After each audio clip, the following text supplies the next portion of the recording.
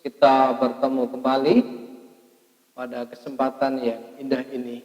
Saudaraku, tema kita pada kali ini adalah kesukaan merenungkan firman Tuhan yang saya ambil dari Mazmur 1 ayat 1 sampai 3. Betapa pentingnya firman Tuhan di dalam kehidupan kita, karena dengan firman Tuhan kita dibangun, diperbaharui, diajar, sehingga kita menjadi serupa dengan gambaran Yesus Kristus.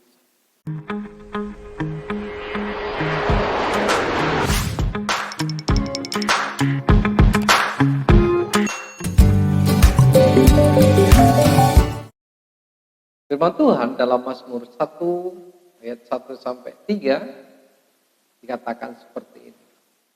Berbahagialah orang yang tidak berjalan menurut nasihat orang fasik, yang tidak berdiri di jalan orang berdosa, dan yang tidak duduk dalam kumpulan pencemooh. Tetapi yang kesukaannya ialah Taurat Tuhan, dan yang merenungkan Taurat itu siang dan malam. Ia seperti pohon yang ditanam di tepi aliran air, yang menghasilkan buahnya pada musimnya dan yang tidak layu daunnya. Apa saja yang diperbuatnya berhasil. Mengapa kita harus merenungkan firman Tuhan atau merenungkan Taurat itu siang dan malam? Apakah fungsi kegunaannya di dalam kehidupan bagi orang yang percaya di dalam Tuhan Yesus Kristus? Dalam ayat 1 dikatakan, berbahagialah orang yang tidak berjalan menurut nasihat orang fasik. Dalam terjemahan lain dikatakan blessed, yaitu berbicara tentang berkat. Diberkatilah orang yang tidak berjalan menurut jalan orang fasik.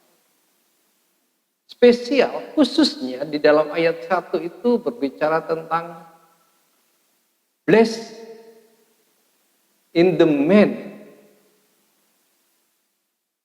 yang artinya diberkatilah pria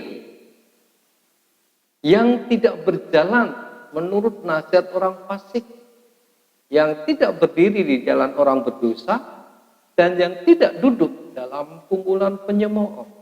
Saudaraku yang dikasihi Tuhan Yesus Kristus, ternyata firman Tuhan menekankan kepada kita, diberkatilah laki-laki, diberkatilah pria.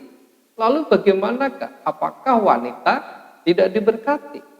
Saudaraku, firman Tuhan menjelaskan kepada kita, ketika pria dalam rumah tangga itu diberkati, suami diberkati, tentunya berkat itu akan mengalir kepada seluruh keluarga, baik istri, baik anak-anak.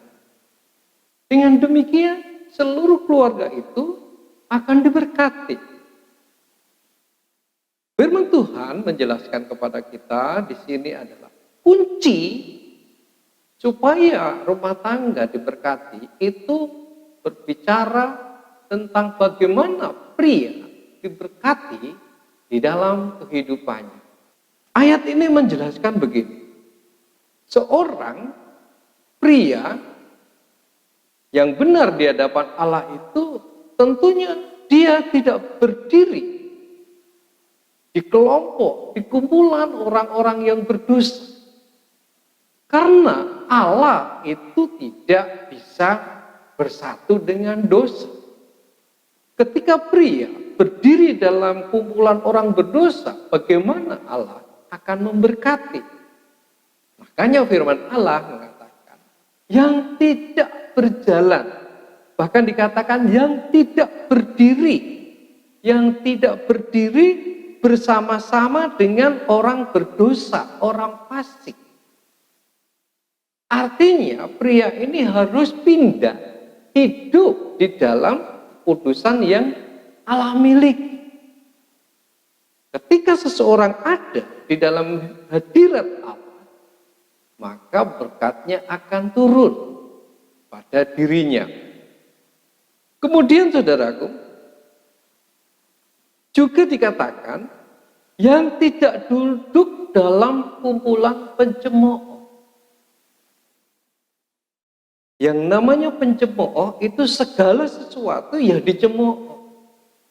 Jangankan yang salah, jangankan yang tidak sopan, yang sopan, yang benar, itu pun dicemooh. Firman Tuhan yang benar juga dicemooh. Karena apa? Dia menganggap dirinya benar. Dia menganggap dia dan kelompoknya ini orang benar. Padahal firman Tuhan tidak menjelaskan seperti itu. Firman Tuhan menjelaskan firman yang kudus adalah kudus. Orang yang fasik adalah fasik, pencemooh adalah pencemooh. Ini tidak bisa digabungkan. Makanya firman Tuhan dalam ayat pertama ini dikatakan laki-laki yang diberkati itu adalah laki-laki yang tidak berdiri, tidak berjalan dalam kehidupan para pencemooh, orang fasik, dan orang berdosa. Artinya dia memang benar-benar hidup bersama dengan Allah yang kudus. Dalam ayat yang kedua dijelaskan kepada kita, tetapi yang kesukaannya ialah Taurat Tuhan. Dan yang merenungkan Taurat itu siang dan malam. Saudaraku, apa yang dikatakan ayat ini? Yang kesukaannya ialah Taurat Tuhan. Kata kesukaan ini mengandung sebuah arti, yaitu memiliki gairah. Ada semangat, ada kerinduan untuk belajar merenungkan firman Tuhan. Tidak hanya kepingin saja, tapi memang dia benar-benar rindu, ada gairah, ada kekuatan dalam hidupnya, dari hatinya, dari pikirannya untuk menggeluti firman Tuhan. Yang merenungkan firman itu siang dan malam. Saudaraku yang dikasihi Tuhan Yesus Kristus, apakah yang dimaksudkan merenungkan firman Tuhan? Merenungkan firman Tuhan ini artinya adalah dia itu sesudah membaca, sesudah merenungkan, dia mengucapkan. Merenungkan itu berbicara tentang mengucapkan juga. Mengucapkan, merenungkan, membicarakan. Kata kesukaannya tidak hanya berbicara tentang apa yang dia dapatkan, tetapi jauh daripada itu, dia merenungkan firman Tuhan, dia memperkatakan firman Tuhan, dan dia membicarakan tentang firman Tuhan. Dan waktunya, kurun waktunya, itu selama 24 jam. Ya, kalau dia tidur tentunya tidak. Tapi roh kita tidak pernah tidur. Roh kita itu mengomunikasikan firman di dalam hidup kita. Walaupun tubuh kita itu istirahat, mata kita terpejam, badan kita tidur, tapi roh kita itu terus berusaha untuk merenungkan kebenaran firman Allah. Karena roh kita itu datangnya daripada roh Allah. Roh tidak pernah tidur. Merenungkan firman Tuhan itu tidak hanya di otak, tidak hanya di hati, tetapi roh kita menyatakan kebenaran firman Tuhan, membisikkan firman Tuhan, memperhatikan segala sesuatu firman Tuhan, supaya hidup kita itu diberkati oleh Allah. Saudaraku, miliki gairah untuk merenungkan firman Tuhan. Miliki semangat untuk merenungkan firman Tuhan. Dan yang ketiga adalah ia seperti pohon yang ditanam di tepi aliran air yang menghasilkan buahnya pada musimnya, dan yang tidak layu daunnya, apa saja yang diperbuatnya berhasil. Ia seperti pohon yang ditanam di tepi aliran air. Saudara, firman Tuhan mengatakan di tepi aliran air. Bukan sungai kering, tapi di tepi aliran air. Apa yang saudara lihat, yang saya lihat, pasti pohonnya akan tumbuh subur.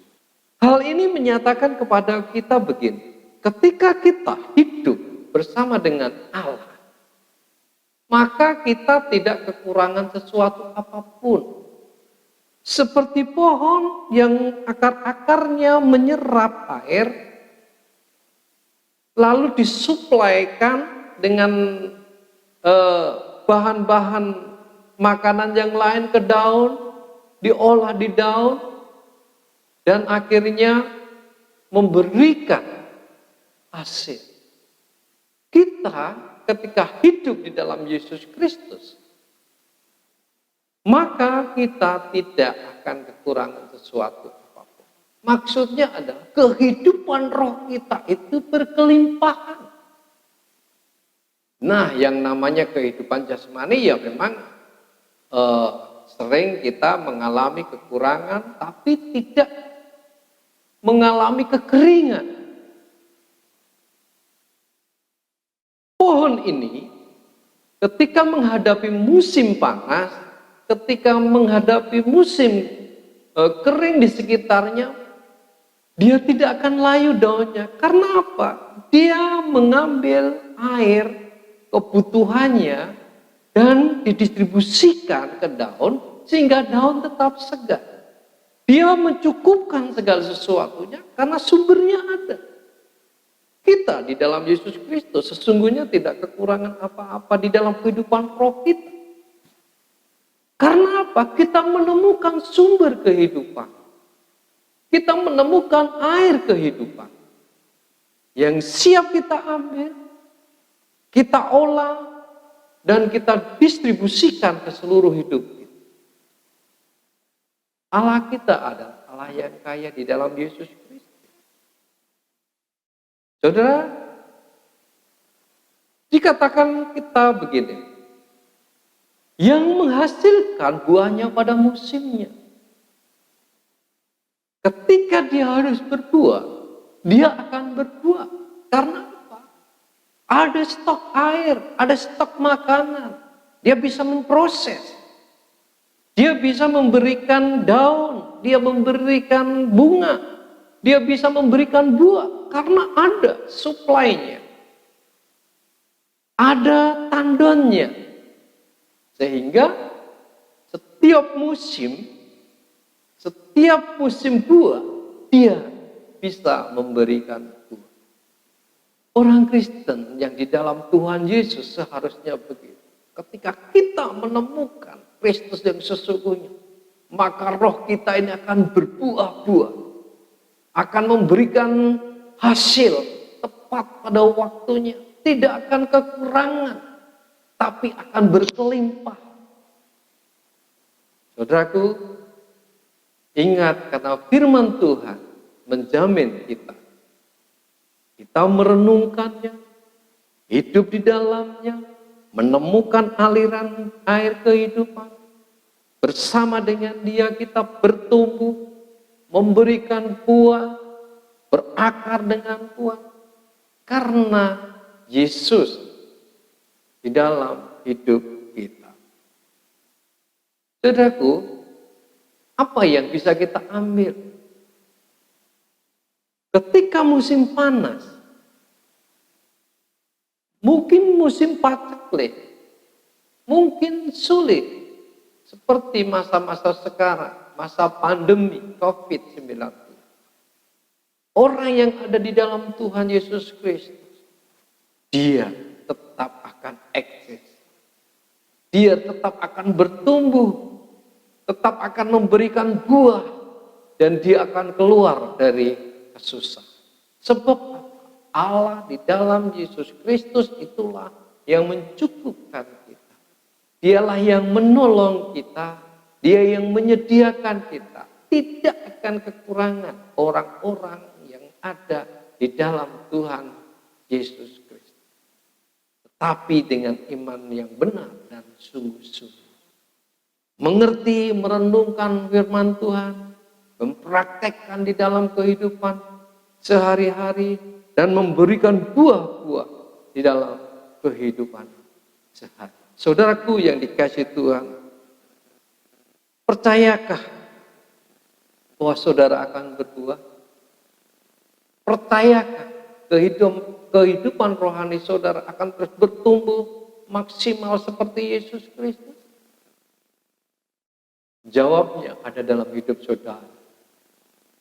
Firman Tuhan menjelaskan kepada kita, berbahagialah orang yang tidak berjalan menurut nasihat orang fasik, yang tidak berdiri di jalan orang berdosa, dan yang tidak duduk dalam kumpulan pencemooh.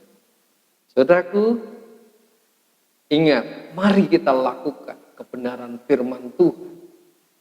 Jangan tinggal dalam nasihat orang fasik.